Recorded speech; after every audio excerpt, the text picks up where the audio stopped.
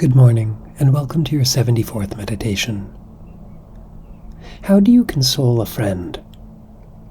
Do you say everything's going to be all right, or that everything happens for a reason?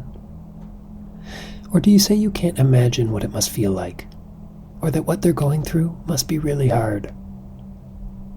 Maybe you relate their experience to something that you yourself have experienced. Or maybe you insist that what they've lost wasn't worth having in the first place. Perhaps each one of these approaches has its place, depending on the context and the individual you're attempting to console. However, in a general sense, some approaches are better than others. But how do we determine which approach is the right one? And how can we know what to avoid if we want to be a good friend? The answer must begin not with some abstract dictum, but with your very real, flesh and blood, living, breathing friend. Who are they? What are they going through right now? And what might they need from you? You may ask yourself, what would I want in this situation? And this could be helpful, absolutely. It puts you in your friend's shoes, starting you on a path to empathy. But as thoughtful as that question is, it's only the first step. Remember, this is about your friend, not you. That means you'll want to consider what they want, and how that may differ from what you think would be best for yourself. And, very probably, what they want and need in this moment is not to be lectured or taught something.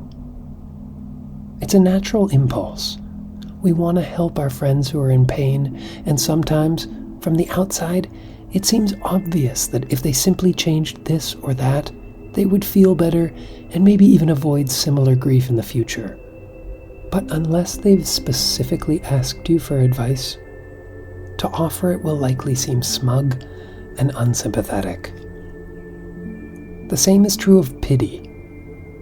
Although we often think of pity as somehow charitable and that expresses concern for others, what it really does is separates the consoler and consolee into two distinct classes of people. The first is the class of the strong, unscathed, and unafflicted that look on from a place of relative comfort at those who suffer, who are hobbled and weakened. This kind of dynamic may succeed in making the pitier feel better than before, but most likely will have the reverse effect on the pitied. Often, the answer to how to be a good consoler is that you don't have to do anything. You don't have to say anything. You just have to be there. You have to listen. You have to allow your friend to feel what they feel and allow them to feel supported in doing so. Oh, and a hug and saying I love you can sometimes help too. Keep it up. You're doing great. Have a wonderful day. This podcast was brought to you by Odium,